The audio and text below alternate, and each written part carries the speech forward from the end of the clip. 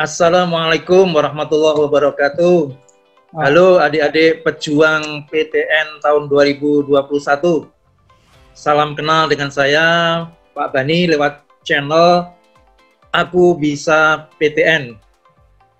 Saya Pak Bani akan memberikan motivasi pada adik-adik pejuang PTN 2021 bagaimana meraih kursi PTN tahun 2021.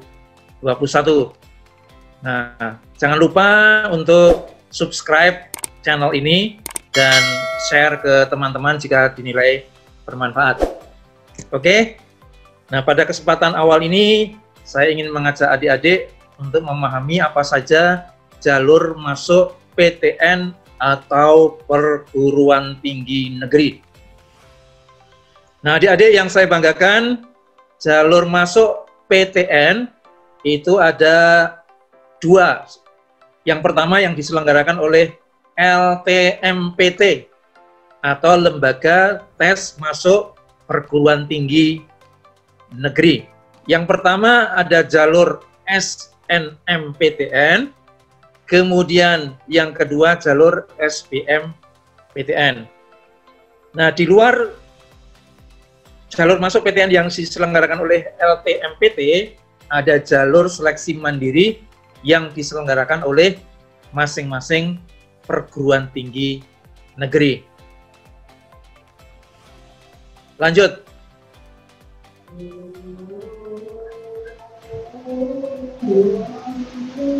Nah, kita masuk pada khusus jalur SNMPTN. Jalur Seleksi Nasional Masuk Perguruan Tinggi Negeri. SNMPTN itu singkatan dari Seleksi Nasional Masuk Perguruan Tinggi Negeri. Apa saja persyaratannya? Mari kita bahas sekilas. Yang pertama kita lihat persyaratan sekolah. Yang bisa mengikuti SNMPTN adalah SMA, MA atau SMK yang mempunyai NPSN, nomor pokok sekolah nasional. Kemudian ketentuan akreditasi dan kuotanya. Untuk sekolah akreditasi A, 40% terbaik di sekolah. Untuk akreditasi B, 25% terbaik di sekolah. Dan yang ketiga, akreditasi C dan lainnya itu 5% terbaik di sekolah. Jadi nanti ini akan dilihat rankingnya, ranking paralel. Kalau IPA, di ranking paralel IPA, IPS di ranking paralel IPS. Jadi bukan digabung IPA dan IPS. Nah, kemudian untuk persyaratan siswa SMA, MA, SMK kelas terakhir yang saat ini kelas 12 yang memiliki prestasi unggul. Jadi teman-teman adik-adik yang sudah lulus tidak bisa lagi mengikuti SNMPTN. Nah, adik-adik yang saat ini kelas 12 siap-siap untuk bisa mengikuti SNMPTN dengan syarat memiliki prestasi unggul. Kemudian yang kedua, memiliki prestasi akademik dan memenuhi persyaratan yang ditentukan oleh masing-masing PTN. Ketiga, memiliki NISN, nomor induk siswa nasional dan terdaftar di PDSS. PDSS itu Pangkalan Data Siswa Sekolah. Kemudian yang keempat, memiliki nilai rapot semester 1 sampai dengan 5 yang telah diisikan oleh PDSS. Jadi nanti rapot yang digunakan adalah nilai rapot semester 1 sampai dengan 5 yang telah diisikan di PDSS. Siapa yang isikan nilai rapot? Yang mengisikan nilai rapot adalah petugas yang ditunjuk oleh sekolah. Jadi bukan adik-adik sendiri yang mengisikan nilai rapot. Nah, nilai rapot yang nanti akan diunggah di PDSS untuk adik-adik dari jurusan IPA itu ada 6 mata pelajaran yang diujian nasionalkan. Matematika, Bahasa Indonesia, Bahasa Inggris, Fisika, Kimia, dan Biologi. Jadi ada 6 ya yang jurusan IPA. Kemudian untuk jurusan IPS, Matematika, Bahasa Indonesia, Bahasa Inggris, Ekonomi, Geografi, dan Sosiologi. Jadi sekali lagi diingat 6 mata pelajaran yang masuk ujian nasional. Kemudian persyaratan yang kelima, peserta yang memilih program studi bidang seni dan olahraga wajib menggugah portofolio. Jadi bagi adik-adik yang nanti memilih program studi seni dan olahraga. Wajib mengunggah portofolio. Lanjut. Nah, adik-adik, perlu saya berikan gambaran kuota SNMPTN dari tahun ke tahun yang ternyata semakin ke sini kuotanya semakin dikurangi. Nah, apa faktor penyebabnya? Nah, tentu LTMPT itu punya alasan yang logis kenapa dikurangi. Salah satu alasannya adalah agar memberikan kesempatan yang luas bagi adik-adik yang nilai rapotnya barangkali kurang bagus, sehingga masih punya kesempatan di jalur yang lain. Kalau kita lihat kuota dari tahun 2014 sampai 2020, 2014 dan 2015 itu kuotanya masih 50%. 2016 dikurangi menjadi 40%. 2017 berkurang lagi, demikian juga 2018 menjadi 30%. 2019 dan 2020 menjadi 20%. Nah, pertanyaan yang sangat penting, adik-adik saat ini kan masuk SMA, SMK, dan MA itu pertama kali lewat sistem zonasi. Jadi tidak lagi kompetisi murni. Nah, oleh karena itu bisa jadi, ini baru dugaan adik-adik, bisa jadi kuota SNMPTN 2021 berkurang. Ini baru perakiraan, tapi mudah-mudahan tidak berkurang, tetap 20%. Karena tentu kualifikasi SMA di jalur zonasi dan jalur sebelumnya bisa jadi dianggap berbeda. Lanjut penjelasan. Nah, adik-adik yang saya hormati, yang saya banggakan, bagaimana jumlah pendaftar hampir 500.000 siswa, atau tepatnya 489.601 siswa. Sementara daya tampungnya 101.772 siswa. Dari jumlah pendaftar tahun 2020 yang diterima 96.496 siswa. Jadi tidak semua daya tampung terpenuhi. Apa faktor penyebabnya? Tentu masing-masing PTN punya alasan tersendiri mengapa daya tampung tidak semuanya terpenuhi. Bisa jadi di antara sekian pendaftar ada yang tidak memenuhi kriteria sesuai yang diinginkan oleh PTN. Jadi itu kondisi peta persaingan SNMPTN tahun 2020. Gambarannya tadi kuotanya sekitar 20%. Jadi hanya kisaran, tidak mesti 20%. Kita lanjutkan. Bagaimana peta persaingan di perguruan tinggi negeri? Kalau kita lihat 10 besar jumlah pendaftar di SNMPTN 2020, itu pendaftar terbanyak di Universitas Brawijaya Malang. Kemudian yang kedua Universitas Diponegoro atau Undip Semarang. Ketiga Universitas Gadjah Mada atau UGM Yogyakarta. Keempat Universitas Padjadjaran atau Unpad Bandung. Kelima Universitas Negeri Semarang. Keenam Universitas Pendidikan Indonesia UPI Jakarta. Ketujuh Universitas 11 Maret Surakarta atau Solo. Yang kedelapan Universitas Sumatera Utara atau USU Medan. Yang kesembilan Universitas Negeri Yogyakarta atau UNY. Kemudian yang ke-10 Universitas Negeri Jakarta. Nah, maaf yang tadi saya koreksi, nomor 6 Universitas Pendidikan Indonesia itu bukan di Jakarta tapi di Bandung. Jadi pendaftar terbanyak ke-6 itu ada di Universitas Pendidikan Indonesia atau UPI di Bandung. Nah, di kolom paling kanan adik-adik bisa lihat tingkat ketetatan atau tingkat persaingannya. Apa itu tingkat ketetatan? Itu adalah jumlah yang diterima berbanding jumlah pendaftar.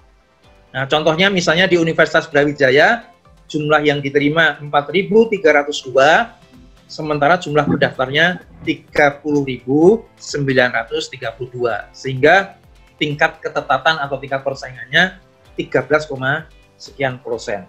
Nah, angka-angka yang lain bisa dilihat di situ, misalnya di UGM itu tingkat ketetatannya atau tingkat persaingannya 6,77% dan seterusnya. Silahkan dilihat di tabel adik-adik bisa memperkirakan tingkat ketetapannya di masing-masing perguruan tinggi negeri. Nah, lanjut bagaimana persiapan adik-adik untuk mengikuti SNMPTN?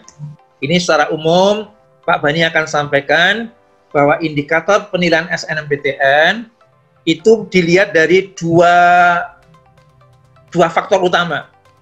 Yang pertama, indikator penilaian siswa.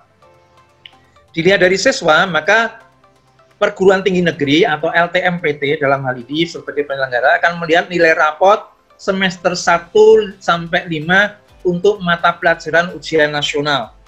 Jadi adik-adik harus bisa memahami apa saja mata pelajaran ujian nasional untuk jurusan IPA, IPS, atau bahasa. Silahkan dicek di rapotnya masing-masing semester 1 sampai semester 4, sehingga semester 5 bisa digenjot agar lebih baik lagi. Nah, di samping nilai raport, ada indikator yang lain. Yang kedua adalah prestasi non-akademik yang ditunjukkan dengan piagam kejuaraan. Nah, oleh karena itu adik-adik jika memiliki piagam kejuaraan, nanti ketika mendaftar SNMPTN, sebaiknya disertakan. Lebih-lebih ketika memiliki kejuaraan tingkat provinsi, nasional maupun internasional. Perguruan tinggi negeri yang besar biasanya akan memperhatikan prestasi non-akademik. Jadi bukan sekedar nilai raport saja. Nah, kemudian yang kedua, indikator sekolah dan alumni.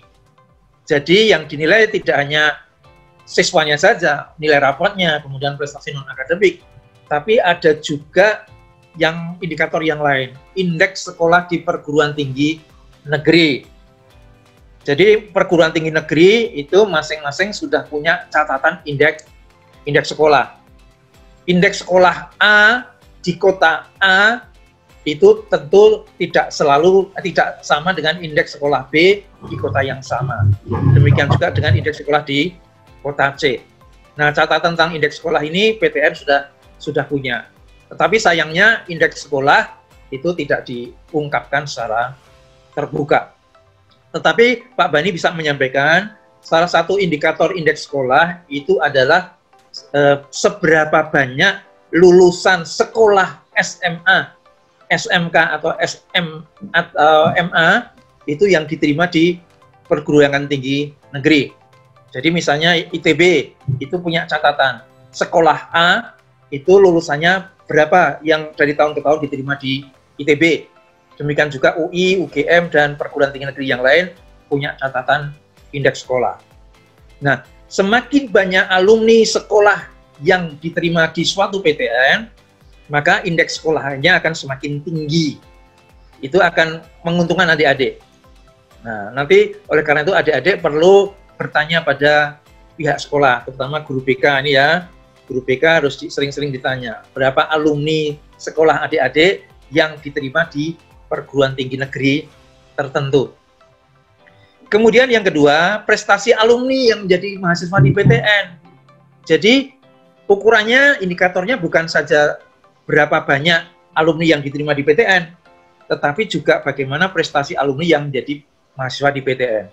Jadi misalnya ada seorang alumni namanya A, kuliah di Teknik Sipil Undip, misalnya ya. Kemudian selama menjadi mahasiswa A atau mahasiswa A tadi, IP indeks prestasinya selalu baik, selalu di atas 3,5 misalnya.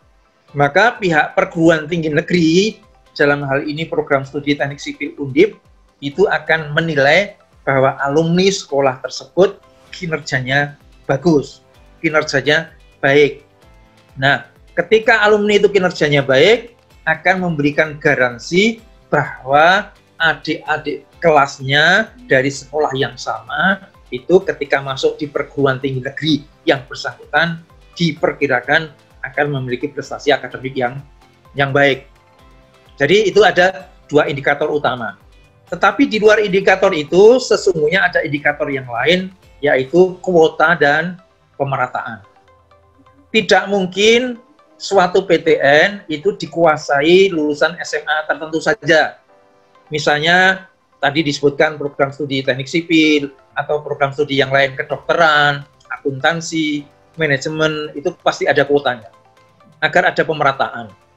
Nah, pemerataan yang saya maksud di sini adalah antaranya adalah pemerataan asal sekolah, asal provinsi adik-adik. Nah, perlu Pak Bani sampaikan bahwa perguruan tinggi negeri yang baik itu salah satu indikatornya adalah asal mahasiswanya itu dari berbagai provinsi, jadi tidak didominasi oleh provinsi tertentu saja. Nah, itu adik-adik indikator penilaian SNMPTN, mohon bisa dipahami. Yang ada dua indikator utama, indikator penilaian siswa, yang kedua indikator sekolah dan alumni. Nah, adik-adik yang saya banggakan, untuk sementara penjelasan motivasi dari Pak Bani sampai di sini dulu. Tunggu penjelasan atau motivasi dari Pak Bani selanjutnya. Pak Bani akan sampaikan testimoni teman-teman kita yang sudah lolos SNMPTN, sehingga adik-adik bisa mendengarkan testimoni langsung dari teman-teman kita yang lolos SNMPTN. Demikian juga nanti Pak Bani akan sampaikan sekolah-sekolah yang banyak menelurkan, menghasilkan siswanya lolos SNMPTN. Selalu semangat adik-adik, dan Pak Bani selalu doakan mudah-mudahan adik-adik akan menempati salah satu porsi perguruan tinggi negeri di tahun 2021. Sekian dulu apa yang bisa sampaikan Pak Bani. Wassalamualaikum warahmatullahi wabarakatuh.